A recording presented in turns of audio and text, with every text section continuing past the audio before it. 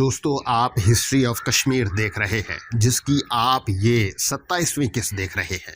مزید ویڈیوز کے لیے ہمارے چینل کو سبسکرائب کریں۔ جب ہری سنگھ نے الحاق کیا تو اس کو تسلیم کرتے ساتھ ساتھ ہی انڈیا کی لیڈرشپ نے استصواب رائے کی بات شروع کر دی۔ اس کا آئیڈیا یہ تھا کہ جموں کشمیر کی عوام ووٹ دے کر فیصلہ کریں گے کہ وہ انڈیا کے ساتھ ملنا چاہتے ہیں یا پاکستان کے ساتھ۔ یہ تجویز گورنر جنرل ماؤنٹ بیٹن اور انڈین وزیر اعظم نہرو دونوں کی طرف سے آئی تھی۔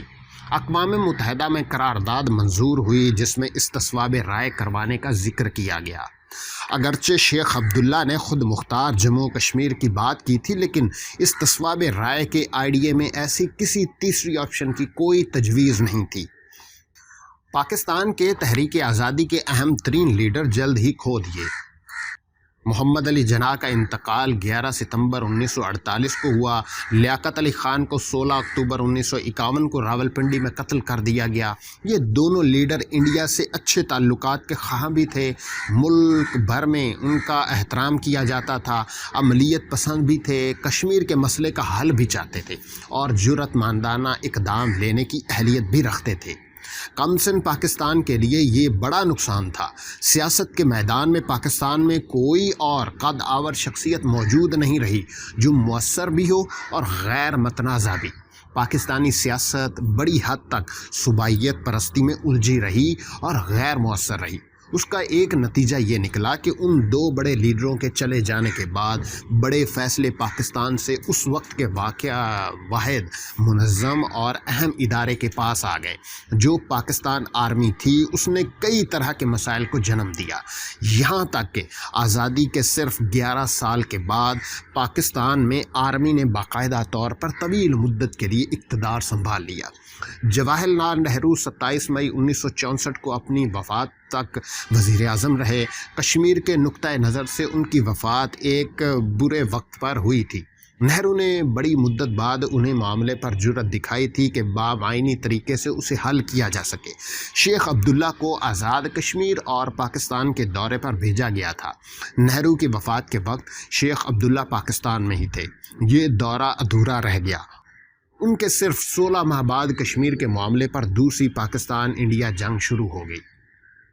انڈیا میں بڑی حد تک سیاسی استحکام رہا۔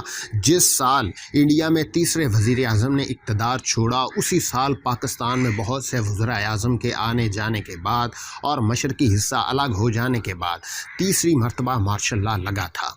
اقوام متحدہ میں انڈیا کوششیں کرتا رہا کہ پاکستان کی مذمت کی جائے کہ اس نے انڈیا کے علاقے پر مسلح جارحیت کر کے عالمی امن کو خطرے میں ڈالا ہے۔ انڈیا پاکستان کو اس چن پر قرارداد 1 جنوری 1948 کو پیش کی گئی۔ اس پر 1965 تک مختلف وقتوں میں یہ کہا جاتا رہا، جس کے بعد یہ معاملہ اقوام متحدہ میں زیر بحث نہیں آیا۔ انڈیا کی طرف سے پاکستان کی معیشت کی کوششیں کامیاب نہیں ہوئیں۔ اقوام متحدہ سیکیورٹی کونسل نے United nations commission for India and Pakistan تشکیل دیا، جس میں 21 اپریل 1948 کو رپورٹ دی کہ کمیشن کو اطمینان ہے کہ انڈیا اور پاکستان دونوں اس پر متفق ہیں کہ جموں کشمیر کا مسئلہ جمہوری طریقے سے آزاد اور غیر جانبدار استصواب رائے سے طے کر لیا جائے گا۔ پاکستان اور انڈیا نے بین الاقوامی قانونی، سفارتی اور پروپیگنڈا کے محاذ کی کوششیں شروع کر دیں۔ یہ معاملہ سفارتی جنگیں دنیا بھر میں لڑی گئیں۔ کون استصواب رائے نہیں کروانا چاہتا؟ انڈیا۔ کون استصواب رائے کے لیے طے شدہ اقدامات لینے سے انکاری ہے؟ پاکستان۔ کون اقوام متحدہ کی قراردادوں سے روگردانی کر رہا ہے؟ دونوں۔ دوہرے معیار کا طریقہ اس خطے کے معاملات میں عام رہا ہے۔ دوسری کی غلطی کی نشاندہی، اپنے غیر لچکدار موقف کا ہر قیمت پر دفاع۔ یہ کشمیر پر ایک الفاظ کی جنگ تھی۔ یہاں پر ایک دلچسپ بات یہ ہے کہ کیا استصواب رائے ہو جانا کشمیر کے مسئلے کو طے کر دیتا؟ اس کے ساتھ 3 بڑے چیلنج تھے۔ پہلا تو یہ تھا کہ سرکاری آفیشلز غیر جانبداری سے کام کرتے تاکہ نتائج کے لیے قابل اعتبار اور قابل قبول ہوئے۔ پاکستان اور انڈیا میں ہونے والے استصواب رائے کی تاریخ بتاتی ہے کہ یہ آسان نہیں تھا۔ دوسرا یہ کہ انڈیا، پاکستان اور ریاست جموں کشمیر کے شہریوں کو اس بات کو مکمل طور پر قبول کرنا تھا کہ نتیجہ جو بھی ہو تمام ریاست مکمل طور پر ایک ملک کے ساتھ چلی جائے گی، اور دونوں صورتوں میں بھی یہ مشکل تھا۔ تیسرا یہ کہ بغیر خون خرابے کے اس نتائج کا عملی اطلاق کروانا چاہیے تھا۔ ہارنے والے کی طرف سے مسلح عوامی مزاحمت اور احتجاج کا ہونا بہت زیادہ ممکن تھا۔ جموں کا پاکستان میں آنا یا گلگت کا انڈیا کا حصہ بن جانا مقامی آبادی کے لیے ناقابل قبول ہوتا۔ اس کے بعد اس علاقے کے لوگوں کے قومی شناخت کی طور پر یکجائی کا مسائل شروع ہوئے۔ ان میں سے پہلا چیلنج حل ہونا پھر بھی آسان تھا۔ دوسرا اور تیسرا بڑے چیلنج تھے، کیونکہ آزادی کے بعد یہ بہت بڑے جذباتی معاملے بن چکے تھے۔ 1 جنوری 1949 کو پہلی پاکستان انڈین جنگ بندی ہوئی۔ گلگت بلتستان کے ناردرن اسکاؤٹس کے 11,000 فٹ کی بلندی پر زوجی لا پاس کے حاصل کرنے کی کوشش کی گئی۔ ستمبر 1948 کو ناردرن اسکاؤٹ نے جموں کشمیر فوج سے سکردو کا علاقہ حاصل کر لیا تھا۔ انہیں امید تھی کہ لداخ کا قبضہ حاصل کیا جا سکتا ہے، لیکن زوجی لا پر اس فورس کی پیش قدمی انڈیا نے روک دی۔ 15 نومبر کو انڈیا نے دراس اور 25 نومبر کو کارگل حاصل کر لیا۔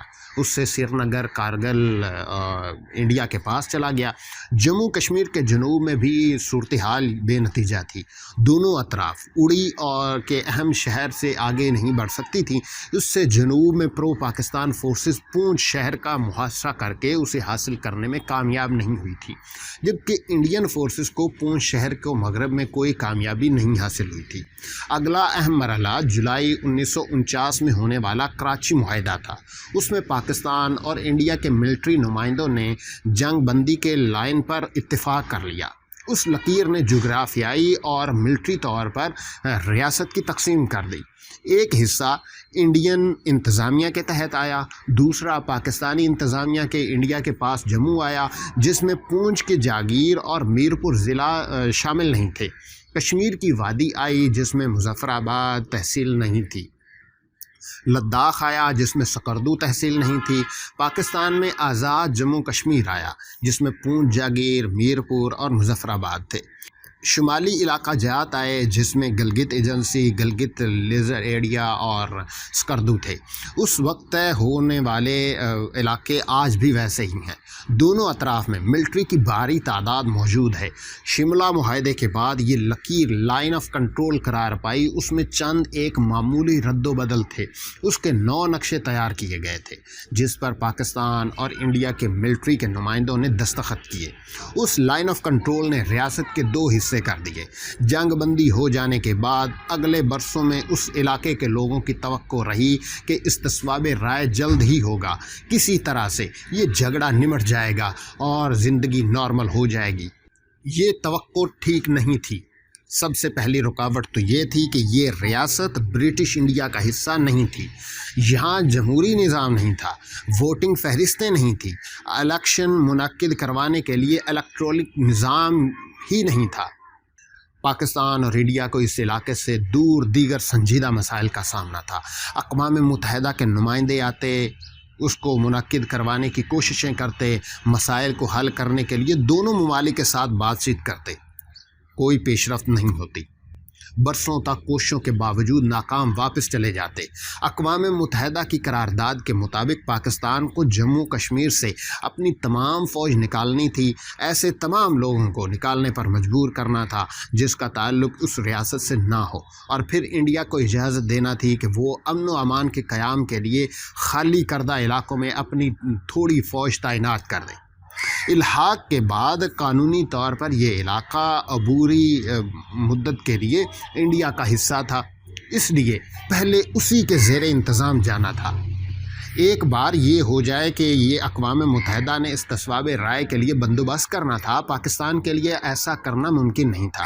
اقوام متحدہ کمیشن کو ایک اور خدشہ تھا کہ اگر انڈین فوج نے گلگت کا علاقہ سنبھال لیا تو یہاں پر انڈیا کے خلاف جذبات زیادہ پائے جاتے ہیں۔ مقامی آبادی اس فوج کے خلاف گوریلا کارروائیاں کر سکتی ہے اور علاقے کا امن و امان خطرے میں پڑ جائے گا۔ اسی طرح اقوام متحدہ کے کمیشن کو خدشہ تھا کہ آزاد آرمی کے 35,000 لڑاکا جنگجوؤں نے آزاد کشمیر کی آزادی کی جنگ لڑی تھی، ان کا رد عمل کیا رہے گا۔ ایک اور مسئلہ آزاد کشمیر حکومت کی قانونی پوزیشن کا تھا۔ انڈیا کی نظر میں یہ غیر قانونی سیٹ اپ تھا جس کی کوئی قانونی حیثیت نہیں تھی، اس کو پہلے تحلیل کیے جانا تھا۔ آخر میں پاکستان کا ایک خدشہ یہ تھا کہ اگر انڈیا کی فوج ایک بار پرو پاکستان علاقے میں آ کر سیٹل ہو گئی تو پھر کبھی واپس نہیں جائے گی، خواہ ریفرنڈم کا فیصلہ انڈیا کے خلاف ہی کیوں نہ آئے۔ دوسری طرف اگر انڈیا نے خود استصواب رائے کی تجویز پیش کی تھی، لیکن جلد ہی اس کا ارادہ اس بارے میں بدل گیا۔ دلی کا خیال تھا کہ استصواب رائے میں فیصلہ اس کے حق میں نہیں ہوگا۔ انڈیا واضح طور پر آزاد کشمیر اور شمالی علاقہ جات میں غیر مقبول تھا۔ جموں اور لداخ میں انڈیا کو سپورٹ ملی۔ اہم اور فیصلہ کن علاقہ وادی کشمیر تھا۔ بارہمولہ میں قبائلی حملہ آوروں نے پاکستان کے خلاف منفی جذبات پیدا کیے تھے، لیکن یہ جلد ماند پڑ گئے کیونکہ انڈین آرمی کا رویہ مقامی آبادی کے ساتھ برا تھا۔ جولائی 1949 میں انڈین اسمبلی کے ایک ممبر نے سردار پٹیل کو کہا تھا کہ یہ پاگل پن ہے جو آپ کشمیر میں کروانے لگے ہیں۔ یہ سوچنا دیوانے کا خواب ہوگا کہ انڈیا استصواب رائے جیت سکتا ہے، اگرچہ ہمارے پاس کوئی طریقہ نہیں جس کی بنیاد پر کہہ سکیں کہ پاکستان اور انڈیا کے مقبولیت اصل میں کتنی تھی۔ شیخ عبداللہ وادی کشمیری مسلمانوں میں پاپولر تھے اور ان کے سپورٹرز میں سے ایک تعداد انڈیا کو ووٹ دیتی، لیکن اس کا یہ مطلب نہیں تھا کہ کشمیری مسلمان استصواب رائے میں انڈیا کو ووٹ دیتے۔ لیکن دوسری طرف اگر یہ منعقد ہو جاتا تو ہم یہ کہہ سکتے تھے کہ انڈین فورسز کی موجودگی میں ایسے کسی بھی ووٹ کو انڈیا کے حق میں اثر انداز کیے جانے کا امکان رہتا۔ لیکن بہرحال چونکہ یہ منعقد کبھی ہوا ہی نہیں، اس لیے یہ تمام قیاس آرائیاں اگر یوں ہوتا تو کیا ہوتا تھے زیادہ اہمیت نہیں رکھتی۔ دوستو، ہسٹری آف کشمیر ابھی جاری ہے۔ اگلی ویڈیو کے لیے ہمارے چینل کو سبسکرائب کریں۔